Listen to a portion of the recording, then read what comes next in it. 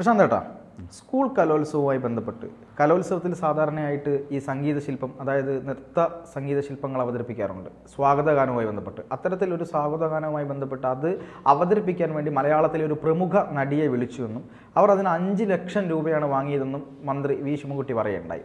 പക്ഷേ 5 ലക്ഷം എന്ന് പറയുന്നത് ഒരു വലിയ സംഖ്യയാണെന്നും അത്ര സംഖ്യ കൊടുക്കാൻ സർക്കാരിൻ്റെ കയ്യിലില്ല, ഇവർക്കൊക്കെ ആർത്തിയാണ്, ഇവരൊക്കെ ഈ പറയുന്ന ഈ കലോത്സവങ്ങളിലൂടെ വളർന്നു വന്ന ആൾക്കാരാണെന്നും ഇവരൊക്കെ എന്ത് തരത്തിലാണ് ഇങ്ങനെ ഇതൊക്കെ ചോദിക്കുന്നതെന്നും അത് വേണ്ട എന്ന് വെച്ചു എന്നാണ് മന്ത്രി പറഞ്ഞത്.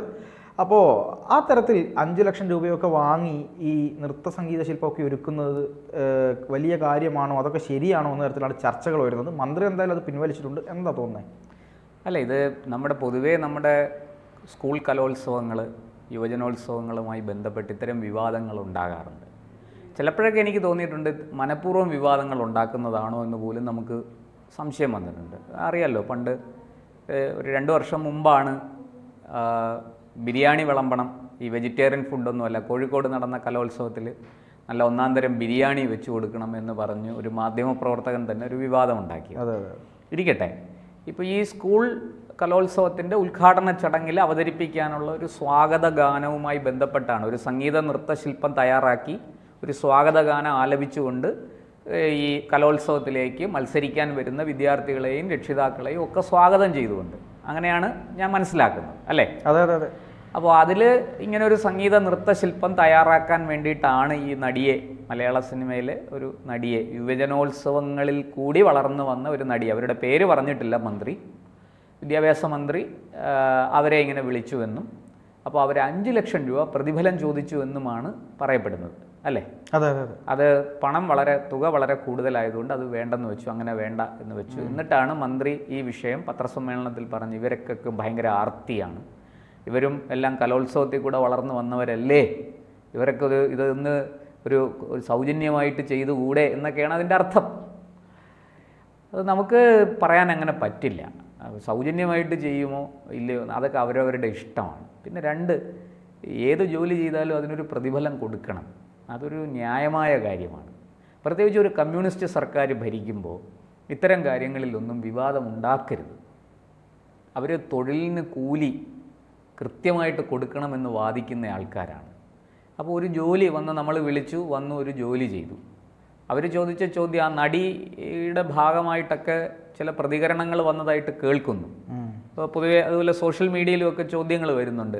നിങ്ങൾ പന്തൽ കിട്ടുന്നവർക്ക് പൈസ കൊടുക്കൂലേ, ലൈറ്റ് ആൻഡ് സൗണ്ടുകാർക്ക് കാശ് കൊടുക്കൂലേ, പിന്നെ ഭക്ഷണം ഉണ്ടാക്കുന്നവർക്ക് പണം കൊടുക്കില്ലേ, ഇതൊക്കെ ചോദിക്കുന്നുണ്ട്. കുട്ടികളെ ഒരു വേദിയിൽ നിന്ന് അടുത്ത വേദിയിലേക്ക് കൊണ്ടുപോകാനും തിരിച്ചു കൊണ്ടുവരാനും ഒക്കെ വാഹനങ്ങൾ ഏർപ്പാട് ചെയ്തിട്ടുണ്ട്, അതൊക്കെ വെറുതെ ആണോ ഓടുന്നത്, അവിടെ പണം കൊടുക്കത്തില്ലേ എന്നൊക്കെയുള്ള ചോദ്യം ഉയർന്നിട്ടുണ്ട്. അതുപോലെ തന്നെയാണ് ഇതും ഒരു തൊഴിലല്ലേ. അവരുടെ നമുക്കറിയില്ല, ചിലപ്പോൾ അവർ ഈ സ്വാഗതഗാനം ചിട്ടപ്പെടുത്താൻ അല്ലെങ്കിൽ ഒരു സ്വാഗതഗാനം തയ്യാറാക്കാൻ ആരോടെങ്കിലും ആവശ്യപ്പെടും. എഴുത്തുകാരായ, സാഹിത്യകാരന്മാരായ ആരെങ്കിലും, കവികൾ ആരെങ്കിലും ആയിരിക്കും അത് എഴുതി കൊടുക്കുന്നത്. അവർക്ക് എന്തെങ്കിലും കൊടുക്കണ്ടേ, അവർക്കും ജീവിക്കണ്ടേ. അപ്പോൾ ഇവരുടെ കൂടെ സഹായികളായിട്ട് ആരെങ്കിലും ഉണ്ടാവും, അവർക്ക് പണം കൊടുക്കണം. പിന്നെ എത്ര ദിവസം പ്രാക്ടീസ് ചെയ്താലായിരിക്കും ഈ കാര്യം ശരിയാണ്? അരങ്ങത്ത് വരുമ്പോൾ 10 മിനിറ്റ് കൊണ്ട് അവതരിപ്പിക്കപ്പെടുന്ന ഒരു സ്വാഗതഗാനം 10 മിനിറ്റിനപ്പുറത്തേക്ക് അത് പോവില്ല. പക്ഷേ നമ്മൾ മനസ്സിലാക്കണം, അത് എത്ര ദിവസം പ്രാക്ടീസ് ചെയ്താൽ, എത്ര ദിവസം പരിശീലിച്ചാൽ ആണ് തെറ്റുകുറ്റങ്ങളില്ലാതെ ഭംഗിയായി, മനോഹരമായി, സുന്ദരമായി, അല്ലേ, അത് ആ 10 മിനിറ്റ് അത് അവതരിപ്പിക്കാൻ സാധിക്കുക. എത്ര ആൾക്കാരാണത് കാണുന്നത്? അതിനകത്ത് തെറ്റുകുറ്റങ്ങൾ വന്നാൽ മോശമല്ലേ? ലോകം മുഴുവൻ ഏഷ്യയിലെ ഏറ്റവും വലിയ കലോത്സവമാണ്. എനിക്ക് തോന്നുന്നു ലോകത്തിൽ തന്നെ ഒരു പക്ഷേ ഏറ്റവും വലിയ കലോത്സവം ഇതായിരിക്കും, ആ പ്രായത്തിലുള്ള കുട്ടികളുടെ. അങ്ങനെ ലോകം മുഴുവനും കാണുന്ന, ഇന്നിപ്പോൾ ഇൻ്റർനെറ്റൊക്കെ ഇത്രയും വ്യാപിച്ചു നിൽക്കുന്ന ഒരു കാലത്ത് വിരൽ തുമ്പിലാണ് ലോകം, ഭൂമി മുഴുവനും നമ്മുടെ കൈക്കുള്ളിലിരിക്കുക.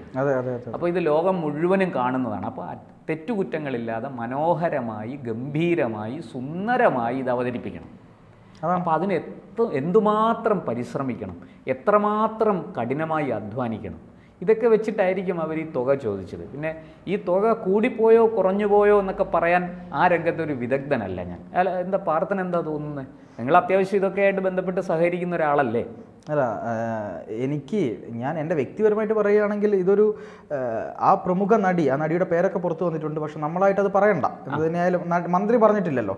അപ്പം പക്ഷേ ഈ നടിയെ സംബന്ധിച്ചിടത്തോളം അവരുടെ വാല്യൂ എന്ന് പറയുന്നൊരു സംഗതിയുണ്ട്. അതായത് ബ്രാൻഡ് വാല്യൂ. മലയാള സിനിമാ രംഗത്ത് നല്ല നിലയിൽ പോകുന്ന ഓരോ ആളുകളും അവരുടെ ഒരു വർക്കിനെ ഒരു കുറഞ്ഞ തുക വാങ്ങിയിട്ടാണ് ഇത് ചെയ്യുന്നതെങ്കിൽ അതോടെ അവരുടെ ബ്രാൻഡ് വാല്യൂ നഷ്ടപ്പെടും. ആ നഷ്ടപ്പെടും എന്ന് പറയുന്നത് നിങ്ങൾ അവിടെ ചെയ്തു കൊടുത്ത അത്ര പൈസക്കല്ലേ ഞങ്ങൾക്ക് എന്തുകൊണ്ട് ചെയ്തു തന്നുകൂടാ എന്നുള്ള ചോദ്യമാണ് പിന്നീട് വരിക. അത് സ്വാഭാവികമായി ഉണ്ടാവുന്നതാണ്. അപ്പോൾ എനിക്ക് തോന്നുന്നു ഏറ്റവും കുറഞ്ഞ പൈസയാണ് ഇവർ ചോദിച്ചിരിക്കുന്നത്. കാരണം കലോത്സവങ്ങളുമായി ബന്ധപ്പെട്ട് സാധാരണ സ്കൂളുകളിൽ സംഗീതശില്പവും നൃത്തശില്പവും ഒരുക്കുന്ന ആളുകളുണ്ട്. അത്തരത്തിൽ സംഗീതശില്പം പഠിപ്പിക്കാൻ പോയിരുന്ന ഒരാളും കൂടെയാണ് ഞാൻ. അപ്പോൾ അതുകൊണ്ട് തന്നെ നമുക്കറിയാം എത്രയാണ് പൈസ വാങ്ങുക എന്നൊക്കെ. 1 ലക്ഷവും 2 ലക്ഷവും 3 ലക്ഷവും വാങ്ങുന്ന ആളുകൾ കീഴ്ത്തട്ട് UP സ്കൂളിലും ഒക്കെ പോയി പഠിപ്പിക്കുന്ന ആളുകളൊക്കെ ഈ പൈസ വാങ്ങുന്നുണ്ട്. അത് സംബന്ധിച്ചൊരു സംസ്ഥാനം അവരുടെ ഒരു ജീവിതമാർഗം കൂടി ആയിരിക്കും, നമുക്ക് അറിയാൻ പറ്റും. ജീവിതമാർഗം കൂടി കാരണം ആ ഒരു സമയത്ത് മാത്രം വരുന്ന പരിപാടിയാണ്. അത് ഒരു പ്രത്യേക സമയത്ത് മാത്രമല്ലേ അത് ഉണ്ടാവുള്ളൂ. അപ്പോൾ അങ്ങനെ ഒക്കെയുള്ള സംഭവങ്ങളുണ്ട്. അപ്പോൾ അതുമായി ബന്ധപ്പെടുത്തി നോക്കുമ്പോൾ ഒരു സംസ്ഥാന സ്കൂൾ കലോത്സവത്തിൽ ഇത്തരത്തിൽ ഒരു സ്വാഗതഗാനം ചിട്ടപ്പെടുത്താൻ ഒരാൾ പൈസ ചോദിച്ചു എന്നുള്ളത് ഒരു വലിയ സംഭവമേ അല്ല. അയാൾ ഒരു വലിയ കുറ്റമല്ല. മാത്രമല്ല ഈ നേരത്തെ പ്രശാന്ത് ഏട്ടൻ പറഞ്ഞതിൽ വലിയ കാര്യമുണ്ട്. അതായത് അവരൊരു സ്ക്രിപ്റ്റ് റൈറ്ററെ ഏൽപ്പിക്കും. അത് ഏതെങ്കിലും ഒരു സാധാരണ സ്ക്രിപ്റ്റ് റൈറ്റർ ആയിരിക്കില്ല, അത്യാവശ്യം നല്ല രീതിയിൽ അറിയപ്പെടുന്ന ഒരു വാല്യൂ ഉള്ള ഒരു സ്ക്രിപ്റ്റ് റൈറ്റർ ആയിരിക്കും. അയാൾക്ക് എന്തെങ്കിലും ഒന്നും കൊടുത്താൽ പോരാ, അയാൾ പറയുന്ന പൈസ ചിലപ്പോൾ അയാൾ കൊടുക്കേണ്ടി വരും. അങ്ങനെ അയാളോട് ചിലപ്പോൾ അഡ്ജസ്റ്റ് ഒക്കെ ചെയ്തിട്ടായിരിക്കും ഇവർ എന്തെങ്കിലും ഒരു പൈസ കൊടുക്കുന്നത്. അപ്പോൾ അത് മോശമല്ലാത്തൊരു പൈസ കൊടുക്കണം. അവരുടെ കൂടെ പഠിപ്പിക്കാൻ വരുന്ന അധ്യാപകന്മാർക്കും പൈസ കൊടുക്കണം. ഇനി ഇതിന് വേണ്ട ഡ്രസ്സും ഓർണമെൻറ്റ്സും സർക്കാർ എടുത്തു കൊടുക്കുമ്പോൾ ഇവരോട് തന്നെയാണോ എടുത്തു കൊടുക്കാൻ പറഞ്ഞത് എന്ന ചോദ്യമുണ്ട്. ഇവരോടാണ് പറഞ്ഞതെങ്കിൽ ഈ പൈസയൊന്നും മതിയാവില്ല എന്നാണ് ഞാൻ മനസ്സിലാക്കുന്നത്. തീർച്ചയായും. അപ്പോൾ ഇത്തരത്തിലൊക്കെ വെച്ച് നോക്കുമ്പോൾ 5 ലക്ഷം ചെറിയ പൈസയാണ്. രണ്ടാമത്തത് ഈ വേറൊരു വിഷയം നടക്കുന്നത്, മന്ത്രി വേറൊരു കാര്യം പറഞ്ഞു. അതായത് ഫഹദ് ഫാസിൽ കഴിഞ്ഞ ഓണാഘോഷം ഉദ്ഘാടനം ചെയ്യാൻ ഒരു പൈസയും വാങ്ങാതെയാണ് വന്നത്. ഉദ്ഘാടനം ചെയ്യുന്നത് പോലെ അല്ല. ഒന്നാമത്തത് മമ്മൂട്ടിയും മോഹൻലാലും ജയറാം ഉൾപ്പെടെയുള്ള ആളുകളൊക്കെ സ്കൂൾ കലോത്സവത്തിന് വരാറുണ്ട്. അങ്ങനെ സ്കൂൾ കലോത്സവത്തിന് ഇവരൊക്കെ വരുമ്പോൾ വലിയ പൈസയൊന്നും വാങ്ങാറില്ല. അതാണ് സത്യം എന്ന് പറഞ്ഞാൽ. അത് ആ കലോത്സവം ഉദ്ഘാടനം ചെയ്യാൻ വരുന്നതാണ്, അല്ലെങ്കിൽ സമ്മാനം കൊടുക്കാൻ വരുന്നതാണ്. അപ്പോൾ അതിന് യാതൊരു പൈസയും വാങ്ങാറില്ല. ഞാൻ മനസ്സിലാക്കുന്ന അനുസരിച്ച് ഈ നടിയുമായി ബന്ധപ്പെട്ട് ഒരു വേദിയിൽ നടി എത്തിയിരുന്നു. ഒരു പൈസയും വാങ്ങാതെ സർക്കാരിൻ്റെ പല വേദികളിലും ഈ നടി പോകാറുണ്ട്, ഒരു പൈസയും വാങ്ങാതെ. പിണറായി വിജയനുമായി അടുത്ത ബന്ധമുള്ള നടിയാണ്. മാത്രമല്ല ഈ പറയുന്ന പല പരിപാടികളിലും CM നേരിട്ട് വിളിച്ചതുകൊണ്ട് അവർ ഡയറക്റ്റ് പോയി പങ്കെടുത്ത് ഒരു പൈസയും വാങ്ങാത്ത നിരവധിയായ പരിപാടികൾ എടുത്ത് കാണിക്കാനും കഴിയും. പക്ഷേ കഴിഞ്ഞ പ്രാവശ്യം ഒരു വേദിയിൽ വെച്ച് ശിവൻകുട്ടിയുമായി ബന്ധപ്പെട്ട് ചില അഭിപ്രായ വ്യത്യാസങ്ങൾ ഉണ്ടാവുകയും മന്ത്രിയെ തന്നെ വേദിയിലിരുത്തിക്കൊണ്ട് ഇവർ വിമർശിക്കുകയും ചെയ്തു. ഒരു വിമർശനം മന്ത്രിക്ക് നേരെ ഇവർ ഉന്നയിച്ചു. ആ വിമർശനം ഉന്നയിച്ചതിൻ്റെ പേരിലുള്ള ഒരു പൊളിറ്റിക്കൽ ആയിട്ടുള്ള ഒരു ഷോ കൂടിയാണ് മന്ത്രി ഇന്ന് നടത്തിയത്. അതുകൊണ്ട് തന്നെയാണ് മന്ത്രി ഇത് പെട്ടെന്ന് പിൻവലിച്ചതും. ഞാൻ ആ വാക്ക് പിൻവലിക്കുന്നു, ഞാൻ ആ നടിക്കെതിരെ പറഞ്ഞത് പിൻവലിക്കുന്നു എന്ന് മന്ത്രി പറഞ്ഞതും ഇതുകൊണ്ട് തന്നെയാണ്. പ്രസ്താവന പിൻവലിച്ചു അല്ലേ? പ്രസ്താവന മന്ത്രി പിൻവലിച്ചു. വളരെ നന്നായി. അത് ഒരാളുടെ ഏറ്റവും നല്ല മാന്യത. തീർച്ചയായിട്ടും അല്ലേ. ഈ വിദ്യാഭ്യാസ മന്ത്രി ശിവൻകുട്ടിയെ കുറിച്ച് പറയുകയാണെങ്കിൽ അദ്ദേഹം ഇത്തരം കാര്യങ്ങളിലൊക്കെ വളരെ മാന്യമായിട്ട് പെരുമാറുന്ന ആളാണ്. അദ്ദേഹം ദേഷ്യം വന്നാൽ ചിലപ്പം ഇച്ചിരി പരുഷമായ വാക്കുകളൊക്കെ പറയും. അതൊക്കെ സ്വാഭാവികമാണ്. മുമ്പ് ഞാൻ പലപ്പോഴും അദ്ദേഹം മേയറായിരുന്ന കാലം തൊട്ടേ ഉള്ള കാര്യങ്ങൾ അറിയാം. നമ്മൾ തിരുവനന്തപുരത്ത് പത്രപ്രവർത്തനം നടത്തിയിരുന്ന ഒരാളെന്നുള്ള നിലയ്ക്ക് എനിക്ക് അദ്ദേഹത്തെ അല്ലാതെ തന്നെ അറിയാം. MLA ആയിരുന്നപ്പോഴും മന്ത്രിയായപ്പോഴും ഒക്കെ അദ്ദേഹം നിയമസഭയിൽ ഉൾപ്പെടെ ഈ ചില കാര്യങ്ങളിൽ അദ്ദേഹം വളരെ കർക്കശമായ ഭാഷയിൽ സംസാരിക്കും, പരുഷമായ വാക്കുകൾ പറയും, ചിലപ്പോൾ കളിയാക്കും. ഇതൊക്കെ സ്വാഭാവികമാണ്. പക്ഷെ ഒരിക്കലും അദ്ദേഹം അന്നത്തെ എന്താ പറയണ്ടേ, 2015 KM മാണി ബജറ്റ് അവതരിപ്പിക്കാൻ ശ്രമിച്ചപ്പോൾ ഉണ്ടായ സംഭവ വികാസങ്ങൾ ഒഴിച്ചാൽ പൊതുവേ അദ്ദേഹത്തെക്കുറിച്ച് മോശമായിട്ടൊന്നും പറയാനില്ല. അന്ന് ഒരു പ്രത്യേക സാഹചര്യത്തിൽ അങ്ങനെയൊക്കെ സംഭവിച്ചു പോയി, അദ്ദേഹവും നിയന്ത്രണം വിട്ട് പെരുമാറി എന്നേ ഉള്ളൂ. പക്ഷേ ഈ കലോത്സവവുമായി ബന്ധപ്പെട്ട് എല്ലാ തവണയും അദ്ദേഹം നേരത്തെ MLA ആയിരുന്നപ്പോഴും എനിക്കറിയാം അദ്ദേഹം വളരെ എന്താ പറയുക സന്ദർഭോചിതമായിട്ട് പെരുമാറുന്നയാളാണ്. പ്രശ്നങ്ങൾ, വഴക്കുകൾ ഒക്കെ പറഞ്ഞ് പരിഹരിക്കാൻ അദ്ദേഹം പ്രത്യേക കഴിവുള്ള ഒരാളാണ്. അതിന് സാക്ഷിയാണ്. പണ്ട് തിരുവനന്തപുരത്ത് കലോത്സവം നടക്കുമ്പോൾ എനിക്ക് അദ്ദേഹത്തെക്കുറിച്ച് അങ്ങനെ ഒരു മോശം അഭിപ്രായം പറയാനായിട്ടൊന്നും തോന്നുന്നില്ല. അദ്ദേഹം വളരെ നല്ല രീതിയിൽ പറയുന്ന ആളാണ്. ഇപ്പോൾ എന്തായാലും ഈ കാര്യത്തിൽ അദ്ദേഹം അഭിപ്രായം പിൻവലിച്ചത് വളരെ നന്നായി, ഉചിതമായി. അത് ഒരു മന്ത്രി എന്നുള്ള നിലയ്ക്ക് അദ്ദേഹത്തിൻ്റെ പേരും പെരുമയും വർദ്ധിപ്പിക്കുകയുള്ളൂ, മോശമാകില്ല. പറയൂ.